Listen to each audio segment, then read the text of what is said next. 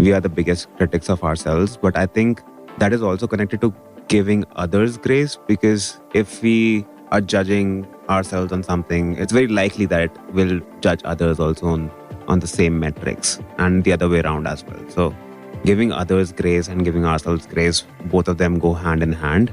And that is something that you talked about, giving others a second chance. I think in our heads, then we'll also start giving ourselves a second chance. If something is depleting our confidence or restricting our capabilities, I think that can actually help if you give others and yourself a second chance.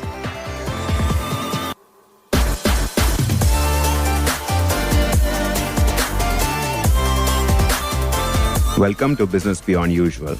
My name is Arpit Sharma, and we are recording live from the Ross School of Business yet again. I'm here with Aishwarya Dhume, and today we are going to be talking about Voices of Ross Part 3. Before we get started, we want to encourage you to get in touch. We always love engaging with our listeners, and we'd love to hear from you. Send us a message at bbupodcast@umich.edu. That is bbupodcast@umich.edu. Follow us on Instagram at Ross_BBU. That is at Ross_BBU. And feel free to DM us there as well. Ask us questions, suggest episode topics, or just say hello. We are back with another episode of Voices of Ross. This is the third and final episode of the series, which is all about enabling authentic and vulnerable conversations at Ross. We also released 2 other Voices of Ross episodes for our interested listeners. We highly encourage you to listen to those episodes as well. In those episodes, we interviewed members of our African American, LGBTQ+, and veteran communities. Today, we have guests from our Asian American, and First at Ross communities. We will start with quick introductions. And along with the intro, I would like to ask our guests to share one thing that people do not know about their communities. I can start with that. I'm Arpit Sharma, second year at Ross, a full-time MBA. And one thing that people don't know, perhaps, about internationals, that a lot of internationals still struggle to talk in English because it's their second language. And people normally do not expect that. All right, thanks, Arpit. I'll go next. My name is Aishwarya Dhume. I'm an MBA 1 at Ross. And let's see, one thing that people don't know about international students is that they really struggle with the Celsius to Fahrenheit conversion. That's so true. Okay, I'll go next. My name is Ryan Moon. I'm an MBA 1 student at Ross here. One thing that a lot of people don't know about Koreans is that Korea used to be one of the poorest countries in the world after the Korean War. In the early 50s, the GDP per capita was under $100 per person. Now, they are a G20 country, and they've recovered ever since. So I'm very proud of the recovery and, how they were able to really just overcome these obstacles, and I think it's a great story for a lot of nations. Yeah, that's really good. People don't know that. Hi, I'm Sneha Kannan, a first-year MBA student, full-time student.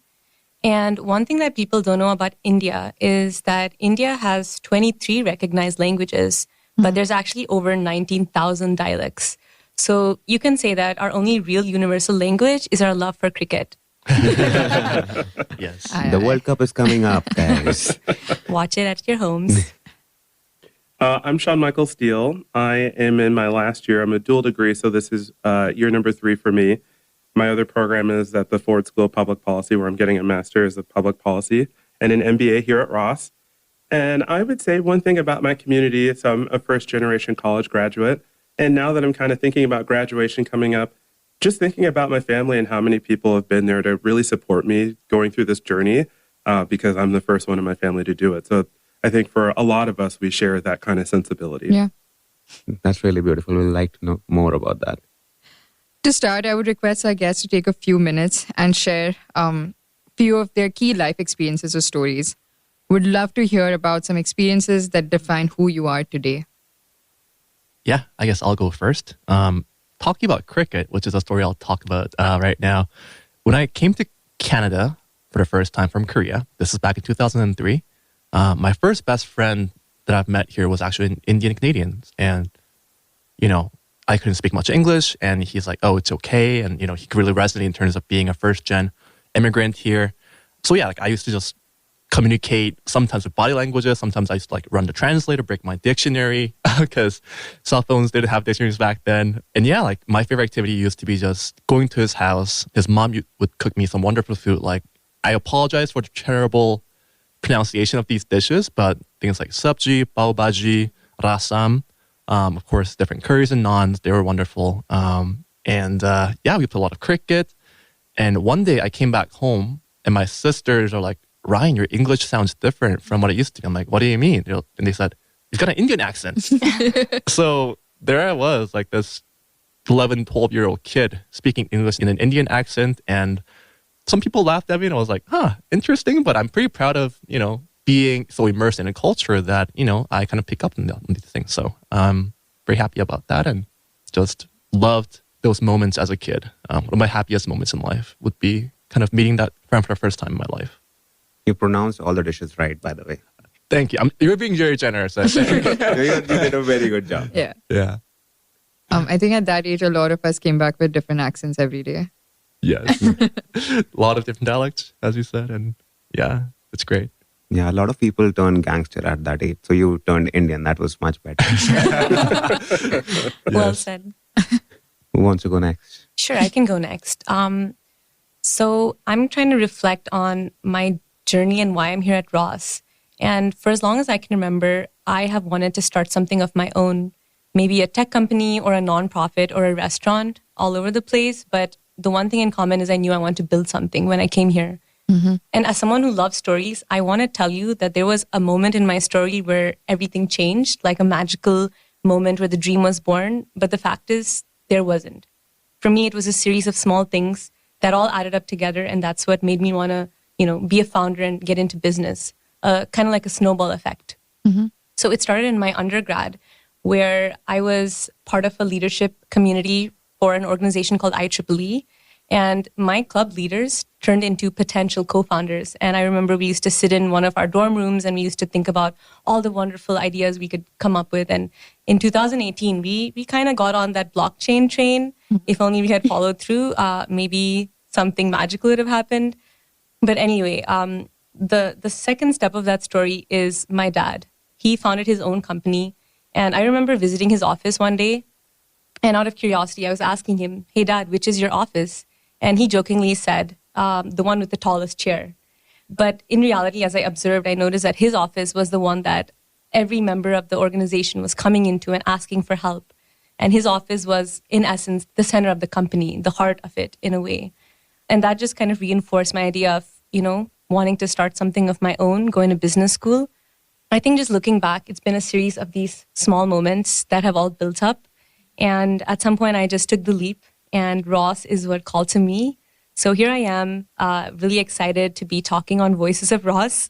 But yeah, that's little tidbits of my experiences that led me here. That's really inspiring. For our listeners, if that sounded very rhythmic, that's because Sneha did slam poetry before Ross. Can you talk a little bit about that?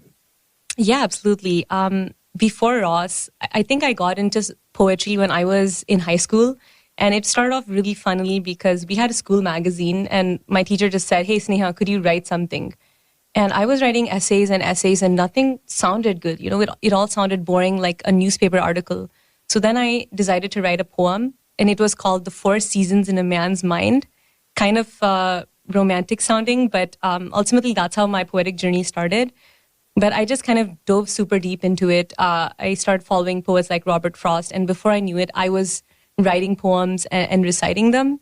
I like to think my true, skill set is actually being able to rhyme any word, finding a rhyme for any word. And that's my version of a party trick. So would be happy to demonstrate that. But I think poetry is such an amazing journey. And I'll tell you a fun fact. During troubling times to kind of pick myself up, some people like to exercise, but I go and read some poetry. Mm-hmm. So yeah. Nice. Really cool. That's amazing. Is any of your poetry on YouTube? In the deep abysses of YouTube, yes. There is one. I don't know if I'd like to be found, but there is, yes. I'm sure our listeners can do a good job at that. How about you, Sean Michael? Yeah. So I guess I kind of would think about that in a couple of different ways, both as a queer person or a gay man, and then also as a, like I mentioned in my intro, first generation college graduate. When I think about both of those experiences, to me, it really feels like trying to figure out how to write my own story. Mm-hmm. I came out when I was 12 or 13, and that was a really difficult process, not only just for me, but for my family as well. And I had to do a lot of learning and unlearning of different things I've been told, trying to find my own path moving forward so I could be the person that I didn't know how to be. I didn't have a script. People were not openly really out in the same way that they are today. And then I also think, too, about my experience going through high school and then into college and having parents who hadn't necessarily experienced that. So kind of following in the footsteps of my older sisters who were doing it before me.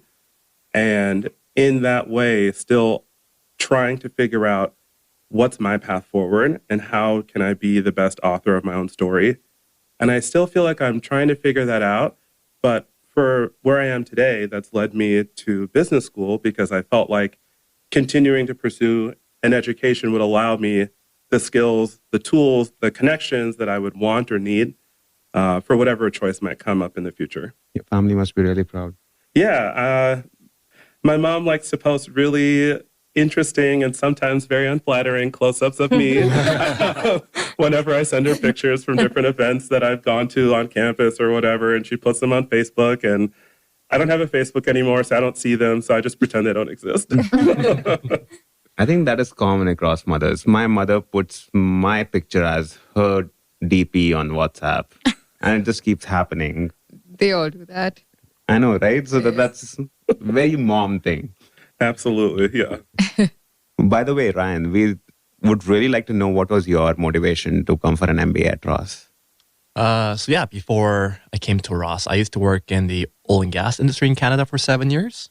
It was an interesting professional and cultural experience because, of course, like oil and gas is perceived, and quite rightfully so, as a very conservative industry. And like the people there too didn't have various backgrounds. There were people that were mostly born and raised in Calgary. And I remember that when we were going for lunches and stuff, we would always go to the same place over and over and over again. And I'll just get bored. And I'll be like, hey, guys want to go for sushi or something? They're like, okay, sure. So we went. Terrible things happened. Half the people couldn't really eat anything. They were getting a little sick. And I was like, okay, let's stick to hamburgers. So, essentially I realized that, I'm really committing myself to a very narrow cultural pool, and the people that I meet are not very diverse. And I wanted to explore different things out there in the world, both professionally, culturally, and meet people from all over the world. So that's what I decided to do. Of course, I want to pivot out of engineering to something that is different in life as well. So yeah, it made sense from an educational perspective, from a people's perspective, meeting new friends. I don't think I've ever met this many smart people from across the globe ever. So this has been great. Looking for another year of MBA. Without recruiting, hopefully, we'll see. But so far it's been great and loving it so far. That's really good. So just segueing from that, what has been your biggest challenge at Ross, and how did your identity impact how you felt in that situation? Would love to know about that and how you coped with any of the challenges that you had at Ross. I can start. I think for me, I'm going to sound like a broken record a little bit, but I think for a lot of first-generation college graduates, we tend to come from families that don't have a lot of resources, which is why we are often, if we are able to get to college, that's amazing. But even fewer of us make it onto grad school. And so I think for me, being in an environment where there was just so much wealth was something I hadn't experienced before. And I thought I would be maybe in a better position to kind of deal with some of the culture changes that I knew would come as a product of moving out of Minnesota and coming to Michigan and going to school. But it turned out that for me was a little bit more challenging than I guess I thought it would be, because it made me feel like I was the odd one out. And so when I think about that experience, like First at Ross is the club that I helped to start for this year. This year was its first year as an official club at Ross. And that's because my friends and I got together last year, those who were also first-generation college graduates or allies of the community, to try and create a space where we could talk about things that were important to us or things that we were thinking about, things we were struggling with, to talk about resources that might be available to us to help us in our transition. And so, for me, I was kind of just thinking like, what can I do that will help me today? But also what can I create that will help people that I won't ever meet? That's awesome. I didn't know it was actually Ross's first year. Yeah. And that is like literally creating a safe space for and a path forward for others who come from similar backgrounds. Absolutely. I think that was just kind of the idea that we all had. You think about like what works for me, but also keeping an eye open for what you can give to other people. Yeah. Kind of a club spotlight here, perhaps, but would love to know what the plan is with First at Ross. What kind of events do you imagine the club will host, or what kind of activities will the community do? Yeah, this year, I would say that we had a couple events that I thought were pretty cool. One thing that people might not know is that our dean, Sharon Matusik, she's also a first-generation college graduate. Oh. And so one of the events that we held during Diversity Week was a chat with her so she could share her experience going through her journey through academia to where she is today, just to provide an example to the people who are here, but also just because I think it's a story worth telling. And then in addition to that, we've had mystery dinners for those of us who don't know each other particularly well to get together in a way that's like low pressure, low stress, and you might be surprised by who you meet. And then we've had kind of one-off different events here and there, but also just because I think it's a story worth telling. And then in addition to that, we've had mystery dinners for those of us who don't know each other particularly well to get together in a way that's like low pressure, low stress, and you might be surprised by who you meet. And then we've had kind of one-off different events here and there, but I think the fireside chat with Dean Matusik was pretty cool. Yeah, that's amazing, Sean. I love what you said about paying it forward to a generation that you will never meet, really in line with the Ross values of paying it forward. For me, I think my biggest challenge is not a surprising answer. It's really recruitment at Ross. For me specifically, I was dual recruiting for both product management roles and consulting roles. So that meant 2 resumes, 2 kinds of interview prep, 2 different crash courses, each of 50 hours. And at some point, it felt like I had absolutely no time to get things done. And every minute of my life was tracked on Google Calendar and completely blocked off. And I'm sure we all have felt this, but I think recruitment is an experience that is, laced with rejection as well. When I first came to Ross, someone told me the first rejection hurts the hardest. But my experience was that the rejection that hurts the hardest is the one that makes you doubt yourself. And to be very honest, that happened to me too. And I want to talk a little bit about specifically as an Indian or as an international. I'm sure most of us internationals have felt this, but when you're recruiting, you have no networks and no safety net. You're starting from ground zero. And for me and my support system had a 9-hour difference. And that means during those difficult days, all the people I knew were fast asleep. Yep. So you kind of feel very alone in that space. But despite those challenges, I knew that I had to just keep going. Like we talked about, I'm a big poetry fan. So I have a huge poster on my table that says, don't stop when you are tired, stop when you are done. And things like that just kind of kept me pushing myself. But I think one thing that really helped was the community at Ross. We all felt like we were going through the same thing. And I've never felt this connected with people that were technically your competitors. But I really did feel that with the community at Ross, people helping each other, sharing resources, sharing job postings, and just an incredible ecosystem. I think once we all got done with that process, it was a bittersweet process. But at the end, I will say that I thought that I made connections, if not for life, for a very, very long time through that process. Would you say your identity in some ways was also your strength?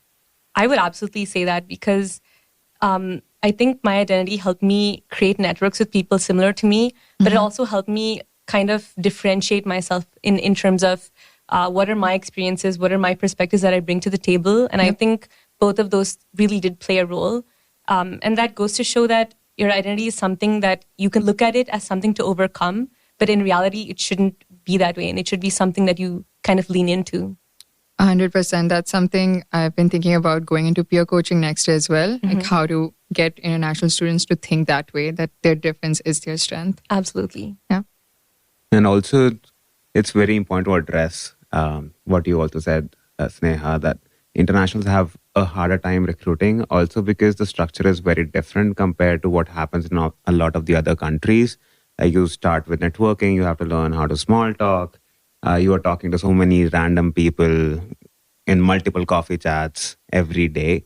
It can be very taxing because it feels like a performance, because there's so much happening in your head as an international. Like, this is all of this is new to you. You have to act like you're comfortable until you are actually comfortable. Probably that stage might not come while you're recruiting, and it might come much later. Every day it's the same performance, and it can be very taxing, and it is very important to have that support system. If I look back at my recruiting process as well, I think just talking to people from Latin America and people from Africa, all of the people were going through the same thing. And that is where I found my support system. And we used to share strategies like, oh, how do you open a coffee chat? What are the first 5 minutes? How do they look like? All of those things. And I can totally echo what you said. Like, the supportive ecosystem at Ross helps a lot. Yeah, 100%. Mm-hmm.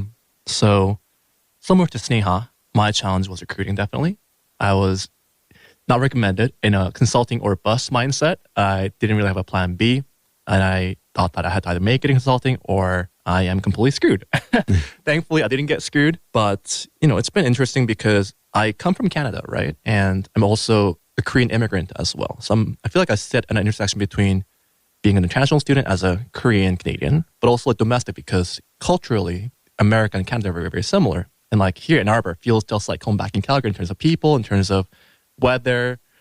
It's warmer here. But yeah, you know what I mean. So, it's been interesting because, recruiting has been definitely tough, even for me, that's comfortable with English and understands like the cultural, things to be aware of in the recruitment process. And still, it was tough doing all those coffee chats and doing all those cases and behavioral interview preparation and all that. But I had a lot of friends that are also international students as well. And seeing them kind of like come to school and right away consulting recruiting starts, like a couple of weeks into lectures, coffee chat start. I'm like, wow, like when I first came to Canada, like I remember just feeling so overwhelmed. I couldn't do much like at all for the first year. Like I was depressed. I didn't have many friends.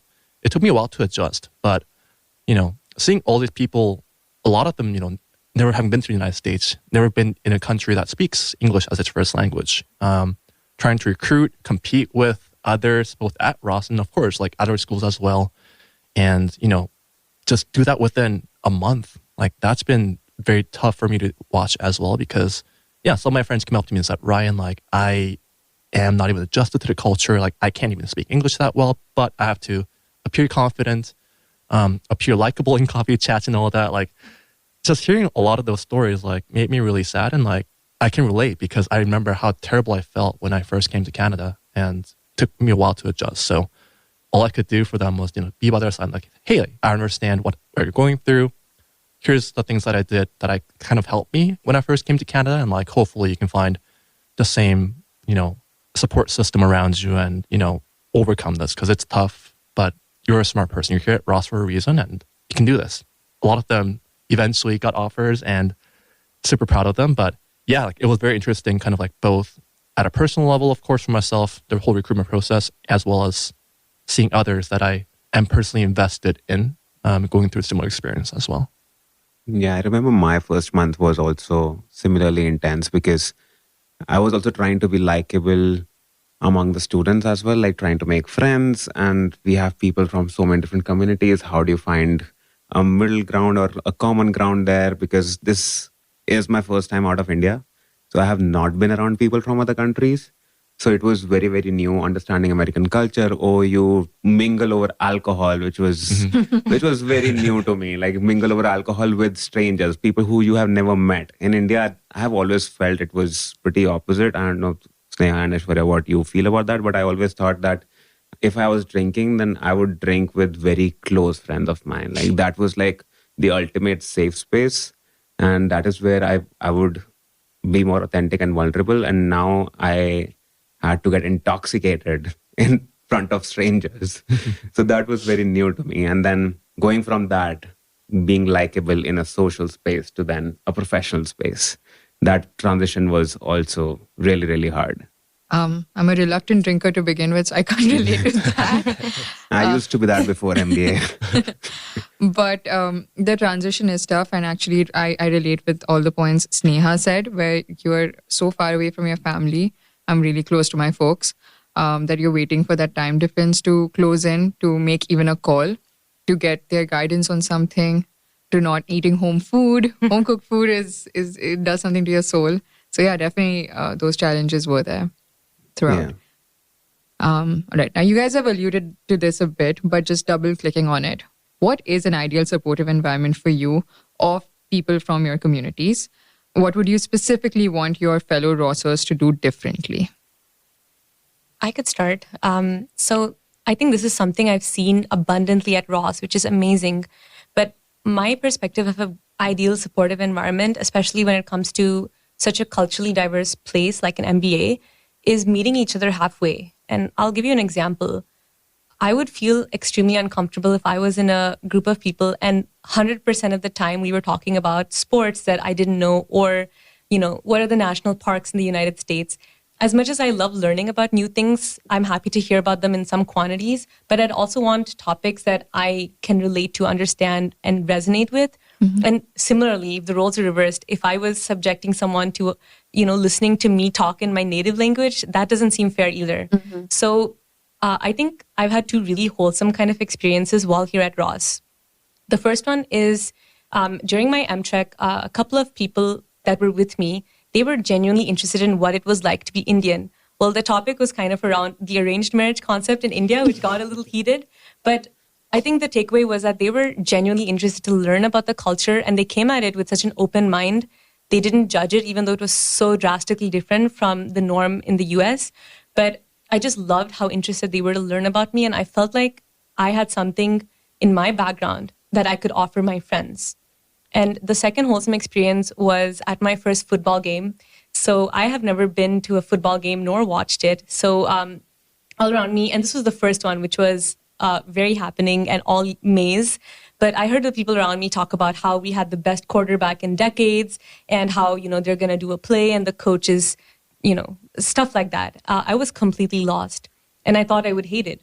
But then I actually came to the game with some friends, and they spent the whole game explaining to me the rules of football, what's going on, what's a down and what's a pass and all that stuff. And something about that experience was so wholesome, because this person was sharing a piece of their tradition with me. They were inviting me into their circle. They weren't gatekeeping something that they loved, but they were inviting me into it. And those are the kind of experiences that is what I'd say, meeting someone halfway, introducing them to your culture in a nice and welcoming way. So I think that would be my ideal supportive environment, where you can learn without feeling alienated. And not to put you on the spot, but is there something Ross the community could do differently too? I mean, totally fine if you love Ross and that's it. But well, I think that largely this is what I've seen. I mean, people are very open to learning about new things, but I do know that there are some cases where that just doesn't happen. Mm-hmm. And that's really more to do with people being in their comfort zone. It's a very psychological, very innate thing about people. But I think just creating that desire to want to broaden your perspectives and kind of get out of your comfort zone is something that'll move people away from that. And this is something that we're all guilty of. I think we're all, sometimes we just want to fall into what we know. But just consistently bringing that up to step out of your comfort zone, I think that's something that would definitely benefit the community. Yeah. But I think listening has a lot of power, which we don't really realize. Just listening to someone, if they're not feeling good or if they're feeling good, whatever it is, I think listening has a lot of power, and that shows in your story as well. That's when I'm guessing that's when you felt heard and welcomed into the culture in your first point. And I can totally relate with the second one. Also, actually, first two games, never watched a football game. The first two games, my friends told me all the rules of the game. I forgot all of those rules by the third game, but yes. But that was also a very welcoming gesture from their side. They could have just enjoyed the game by themselves and not tell each and every damn thing to this noob standing by them, but they actually spent the entire game talking about the rules of the game. So that is something that also helps, because they're investing time into you. They are, yeah. It feels like they're investing into you, which is an amazing feeling. Now that we're talking about this, maybe during orientation, the way international students get orientation on American culture, the domestic students could get an orientation on communicating with international students. That's a really good idea. That That's a could be great idea. something, on inclusivity and what that means for internationals. Yeah, I think that's actually it's such a super interesting idea. Just listening to your stories of what it felt like to come to the U.S. or to Canada, in Ryan's case, and just some of those challenges for me, those are not stories that I hear, and I think it's unfortunate that I haven't heard them. Maybe I haven't asked the right questions, or maybe I haven't listened in the way that I probably needed to. But I do think, I think it's so interesting that even though I'm reflecting on my own experience as I'm listening to each of you talk, there's such similarity between them, even though we come from different places. Yeah. But we're still struggling with not the same things, but similar things too. But it's just fascinating to kind of hear a little bit more about what each of your experiences are. I think on the orientation part, that's seems such a no-brainer to try and do something like that, to just say you're going to be with people that are from all over the place. And we have a responsibility to think about how we engage with those people as well, wherever they're coming from, and try to make sure that they feel welcome here too. And it kind of makes me think about maybe how I've spent my time here a little differently. So I appreciate you saying that. And to that end, you might have a very different idea of a supportive community given your identity. So what would you have to add to that part? So I think for me, one thing that I've realized being here, of course, being in business school means that there are a ton of massive events, hundreds of people going to whatever venue or on a trip or whatever that might look like. And I think some people really do thrive in those environments, but I found that I don't think that I do.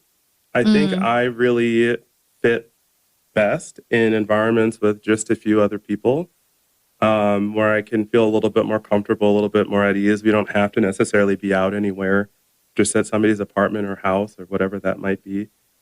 And just sharing stories in the way that I suppose we're doing right now, with each other about where we're from, the things that are important to us. Yeah, or it could be fun stuff too. It doesn't have to be particularly very serious. But for me, I guess having that small environment is really powerful. I also think too about when I first got here, it is hard to meet new people, to figure out who's going to be that person for you that you can talk to. And no one wants to be that kid in the lunchroom that's sitting by themselves, right? So thinking about well, if you see that person out in your section, then can you not just invite them in and to sit with you, proverbially, but having that kind of that awareness of just who's here. And if you see somebody who might look like they're struggling, is there anything that you can do to try and meet them wherever they are? One of the things that I liked that Sneha said was, kind of meeting people at the halfway point between their experiences. And I thought about the way that looked for me this year. I was really fortunate to be in a class where there are not very many Native American students, but I'm also Native American. In our year, there are, I believe, 6 of us, 5 from the U.S. and then 1 from Canada.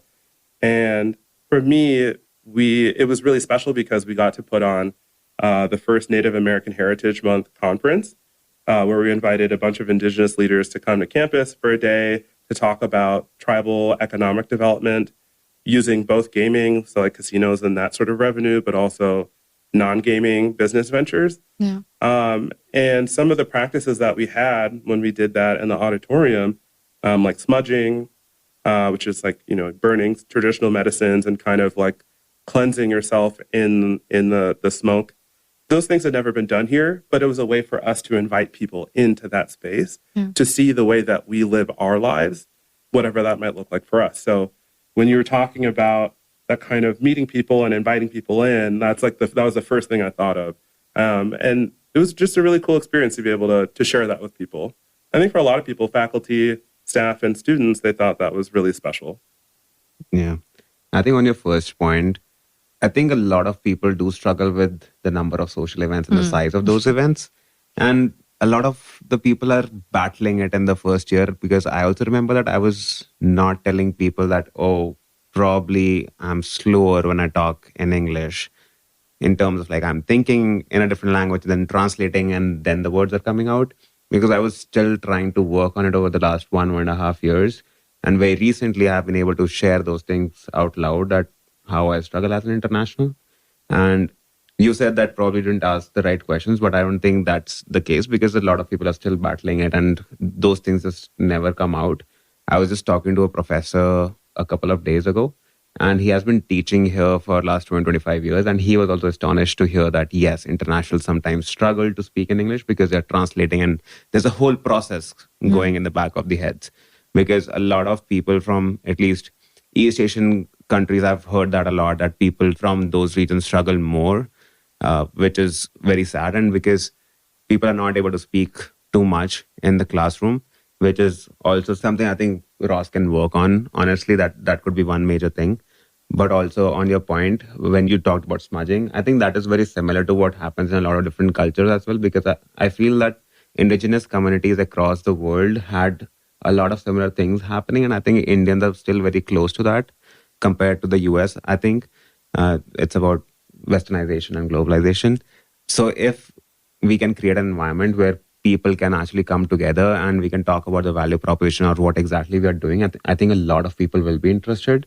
And same thing about orientation. Hopefully this episode will be the pre-read for the orientation session on internationals. I'll shoot admissions a message after this. Yes, please. Yes, please. How about you, Ryan? Yeah, so I think ideal supportive environment is a place where people, they give each other second chances and they don't judge each other based on first impressions. Yeah. So this is a mistake that I also made. So first week of Ross, like there's lots of events, like Skeeps. That was a pretty big culture shock for me. My culture and back in my university was very different. But yeah, lots of events. And I've met some people that I really love hanging out with. And it's like, oh, I mesh well with this person. And of course, I've met some people that are like, oh, like I feel like we're not really meshing. I feel a little uncomfortable around him or her. And I was like, okay, I don't think I'll be like hanging out much with this person because I feel uncomfortable. And what I realized later is that some of them actually had some personal things going on that really affected them at the time. And, a few months later, once they were over that personal difficulty, like they were more open to talking to me, like they were more comfortable. I could tell that they were, not as strange as I thought they were back in those days. So, what I did is I just judged the people based on first impressions and essentially said, okay, this person is essentially on my list or off my list, which is a terrible way of thinking about it. Big mistake back in first week of Ross. But yeah, I think if everyone kind of had this mindset of like not being close-minded and giving everyone second chances, maybe this person is going through something. Maybe this person is just very new to this culture. Maybe this person just doesn't feel comfortable in this environment, right? I think if everyone could give that benefit of the doubt, it would be a much more inclusive culture, and I think people would enjoy, being in each other's presence a lot more. And that would be my ideal community. In terms of what I want rosters to do differently, I think it would be to think in the perspective of other people. I know it's difficult because if I was born and raised in Canada, for example, and just lived there for my entire life, like I wouldn't know what it feels like to come from Korea from 10 years old and come to a different culture, right? It's difficult to imagine, but I think, at least try to do that, because I've had cases where we had lots of group assignments, I'm sure, and, what happens is there are some international students that are very, very shy to speak, of course, and like they're not stupid. They have lots of brilliant ideas in their minds, but they're afraid to speak up because it could be cultural, could be their comfort with English as well. And I notice some people just don't ask them. They're like, okay, these people are not contributing. They must be stupid. That's not the case. Like, it's important to ask them, like, hey, like, what are your thoughts on this topic? And like, when you ask them, you'll be surprised by the answers you get and the brilliant ideas that come out of their minds. So I think that is very, very important. Just, think in their shoes and also try to approach them with a more open mindset of like, hey, how do I make this person more comfortable?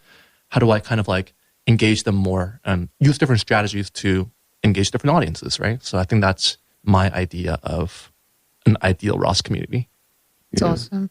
The first point that you raised about not giving people second chances, I think Ross did a very good job of emphasizing that point through orientation. I recall that point being made, but I'm wondering how it can be grilled through our Ross journey. I think maybe it's not enough to say it just during orientation. I'm just thinking out loud, but that's a really, really good point because I have had those experiences myself.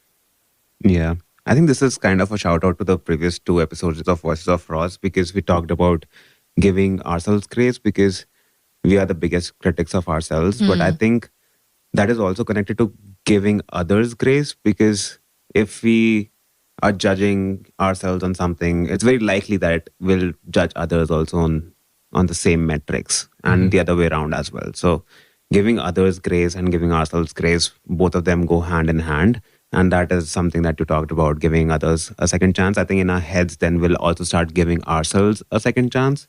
If something is depleting our confidence or restricting our capabilities, I think that can actually help if you give others and yourself a second chance.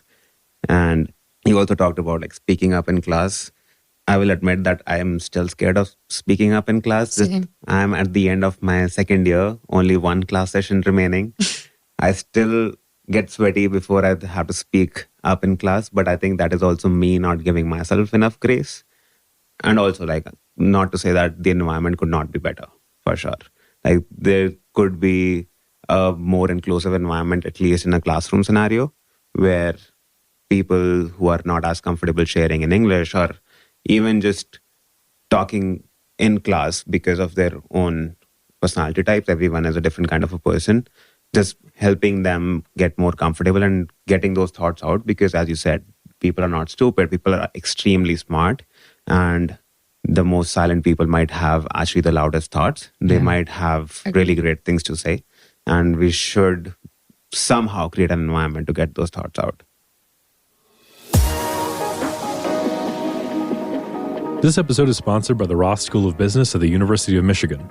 Through our podcast, you can connect with the people and experiences that define the Ross way. Check out our other podcasts, such as Working for the Weekend, an exploration of the part-time MBA experience, Business and Society, a business podcast with award-winning Michigan Ross faculty, and Down to Business, a new interview series with Ross alum in the C-suite, hosted by Dean Sharon Matusik. All podcasts can be found on Apple Podcasts and Spotify. We have talked about the Ross culture, a lot of different things. We have talked about recruiting, how we struggle with perhaps making friends here. Some environment works for us, some environment does not. So a lot of things happening around here. So with this Ross culture, how do you anchor your identity, experiences, and values while still blending in with everything that is going on here? I can start a little bit. So I would probably in the future go back to these episodes and listen to everyone's experiences and remind myself a lot of different things, which includes how my values match with so many of you here, and we think the same things. And that will help me anchor my own personality, that I do not need to be another person because, yes, I acknowledge I'm X, Y, or Z. And yes, I do not need to be something else. Yeah, I really like that piece in particular.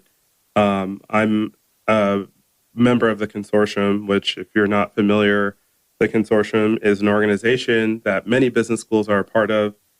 And it just means that if you apply through the consortium and you go to a consortium school, that you're committed to advancing the experience and representation of Black, Hispanic, and Latinx, and then Indigenous or Native Americans in business and business education.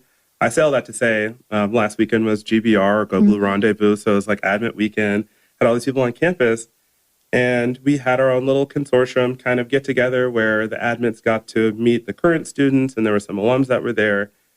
And in that meeting, when the moderator asked, do you have any feedback or thoughts that you would give to the admitted students? The thing I just said was like, we all have our own unique gifts. We're not in competition necessarily with each other. I don't think that's the right way to approach it. We're all important and special because we just inherently are. And sometimes when we're here, we can lose sight of that. When you're so worried about trying to find the right job or the right this or right that, whatever it is in the moment, sometimes you miss that and you kind of forget that place. And it's important to remember that those things are always true. And that there are people here who are going to support you regardless of whatever happens or whatnot. So I think so much of the experience here can be like job focused, What are you recruiting for? And I think, of course, that has its place. But I also try to encourage people to think about like, you're not just a worker. You're also a person with like interests and ideas, and explore those too while you're here. So just trying to like reinforce that for the people that I meet and the people that I've met along the way. That's been important to me. Yeah, I think that is like embracing uniqueness versus blending in, or perhaps complementing the culture than just complying with it. Absolutely. Yeah. But I also want to know, how do you do that? How do you remind yourself that you're unique and you don't need to actually blend in always? Yeah, I mean, I think it can take a number of different ways depending on who you are. I know that some of the ways I look at the world are because of the different identities that I hold and the ones that I've talked about. Yeah. But I know that those might not be true for other people. So I think it kind of depends on the person. But for me, I think about my family a lot and their experience. I think about the people at home, my friends from undergrad or my friends from other parts of my life who've been really supportive of me kind of going on this journey. I also try to, I like being outside. So trying to go and just, if I'm feeling stressed out, just like go and listen to the wind in the trees, or go find water and go sit by that and just kind of be. Yeah. And whatever that looks like to a particular person, we all have ways that we do that. So that's what I do. It's like the most connected you are to yourself, the more honest a story you tell. Yeah, absolutely. Absolutely. And like those stories hit the strongest. So like even when we are thinking about our odysseys, etc., it doesn't have to be a story, like a made up story. It just has to be your story. Mm-hmm. Awesome. Who wants to go next? Yeah, I'll go next. So in terms of anchoring my identity, I think it's important to understand that every person at Ross has an awesome cultural background that's very, very interesting, and it's exciting for other people, and that others also have the same thing. So from my perspective, for example, as a Korean Canadian, I've been exposed to lots of Korean music through K-pop and lots of Korean food that I'm really, really proud of. And I didn't think that the Ross community would enjoy stuff like this, for example, right? Like listening to K-pop or seeing some cover dances of K-pop groups and stuff like that. And I was at A-pop night a couple weeks ago. Props to the DJ who did an awesome job. And it was so cool to see like rosters just like dancing to Korean songs, and not just Korean songs, like Japanese, it was Chinese songs, and there were a couple of Indian songs as well. I wish there were more.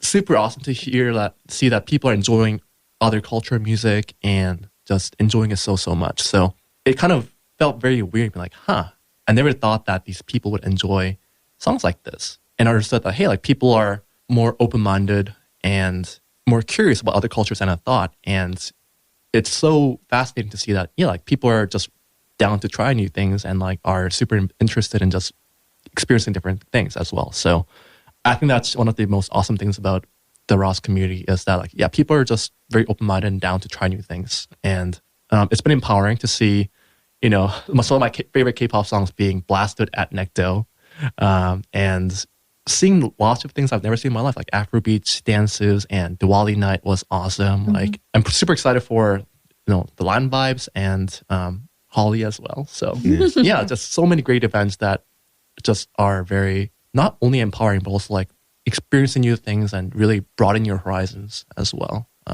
These are great events that should definitely continue and get as much support as they deserve. Yeah, I think that is one way to appreciate a lot of different communities by just showing up to all these cultural events or talks like International X, East Meets West, Story Lab. We have so many different events, OutX. We even have MB Gays, similar to Afrobeats and Latin Vibes, that is also hosted in Necto. So that is another brilliant event, and that is one way to show your appreciation of someone else's identity. How about you, Sneha? Yeah, for me, I've realized like finding that balance is hard. If you stay within your comfort zone, within your community, you're really missing out on so much. But at the same time, if you completely ignore your community, you overwrite your own identity. So I feel like finding that balance is definitely tricky. And I feel like a lot of us really context switch when we talk to different people, right? We adapt a little to kind of fit the environment, fit the culture of the people around us. So you're kind of switching back and forth. So this is like a really great question to think about. I remember one time I had a section potluck, and we had people from all like completely different countries, and I was making an Indian curry. So when I was cooking, I was talking to one of my friends, and I was like, hey, how spicy can this food be? Because Indians like food really spicy. But then I was like, maybe I'll keep the essence of the curry, but kind of make it more easy to eat for anyone and just kind of tone it down. To me, that was like a middle ground. But that's kind of an example to show finding something that is still authentic, but kind of adapting it so that it's easily understandable by people. Yeah. I think something that Ross does well is the events. There are so many ways to kind of expose yourself to different dance types, different musics. And I just want to kind of call out Colombia. That was such an amazing like melting pot of cultures, because almost every event we had, people, made song requests. So you could really hear the soul of different communities through their songs. I thought that was an amazing experience. So I think the two areas that people really, really get to see community is really food and music. But I want to say that I think your home or your identity is kind of like a muscle memory. You can always find your way back to it. For me as an Indian, if I hear some slang from my local language, it takes me back. Or if I smell curry, it just takes me right back to India. Yeah. And I'm sure we all have some kind of, stimulus that takes us back home. So I feel like identity is really hard to lose, but it's easy to overlook. What you said about playing songs of different cultures in Colombia reminded me, this could be another feedback, but at the winter formal we all attended, we can have songs from different cultures played there too. And this was a thought I had at the formal, and when I forgot about it as days passed, but I was just thinking, I was like, that's another very little thing we could do. Yeah, I agree. I think we had a couple of Indian songs because You're right. There were because some Indian guy jumped on the DJ and they were like, you need to play Indian songs. We obviously hear a lot of Latin songs playing in the US, but I agree, like we would love to hear more songs from Korean, more Asian, more African. There's so many different the Nigerian music industry is huge. Like we could have so many different songs beyond just Calm Down. Which is actually a perfect segue into the last one. So what would you suggest Ross or other MBA schools to do better for the benefit of the communities you represent? And we can think beyond a single event. This could be even in our day-to-day. I'll just share, I guess, one thing. One of the roles that I had this past year was on MBA Council as the VP of Diversity, Equity, and Inclusion. So some of the things that I've heard in this conversation have just been really eye-opening for me. And one of the challenges that I've been like kind of thinking about a lot is when you have a function like that, it's very transitory. Every year that person's changing, and every year you're losing that knowledge. And so you can try your best to kind of keep it going. But when you don't have a lot of people who can kind of push that forward behind the scenes, to be thinking about like, oh, how do, back to your point, Aishwarya, of like having an orientation that's inclusive to domestic students, that includes the perspective of international students who are coming perhaps to the U.S. for the first time. I say all that to say, what could it look like to have a group of people, be they students or faculty or whomever else, but who can think about some of these questions over a longer term? Their presence here means that they can kind of push for some of those changes over time. When it's a person like me, knowing that I'm going to graduate in a couple of weeks, there's only so much like work that I can do in a given year before that work turns over, and it turns over again for the following class. So I guess I'm just thinking like it would be cool if we could think about like, for formal, if we had different music that was more representative of where everyone's coming from or what their experiences are. Also, things with orientation. I think it's also difficult because there's so much work to do, both academically when you're recruiting, and then you have a lot of club events. It can be difficult to try and get to everything. I think there's a great opportunity to be able to like see and meet people where they are with the different events we've talked about. I mean, just being honest, it can be kind of challenging to try and juggle all those things at the same time, to hold all those different experiences. I don't know. I guess if I could see it looking better, I think it would be really cool to have a group of people thinking about different perspectives. That's their whole function. That's what they do. And they try to attack that from different worldviews. and just say, like, how can we make this the best place it can be? And then give us the money, give us the resources, give us what we need to make that happen. I think more specialized resources for international students would be great as well. So, for example, is recruiting.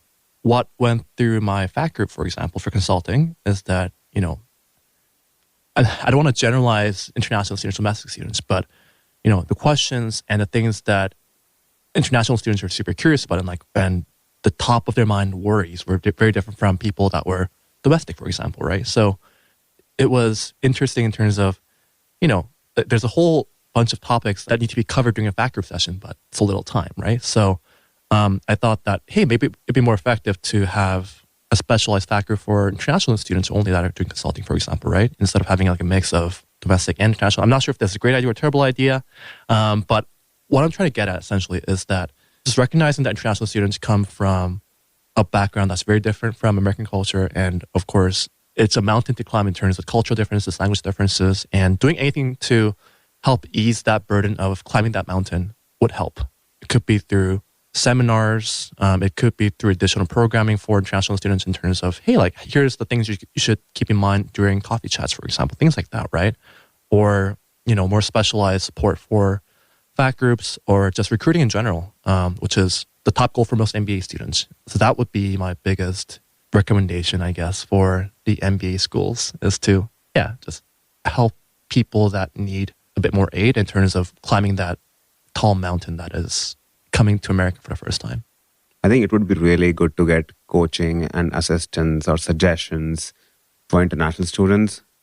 Either it is recruiting focused or just social life in general or their performance in classroom. I think international students can really benefit if they're able to understand the American culture, or probably if you break it down for them, what's happening there, what exactly you should do, what should be your thought process, just help them cope with a lot of pressures that they might feel over the 2 years of MBA and beyond.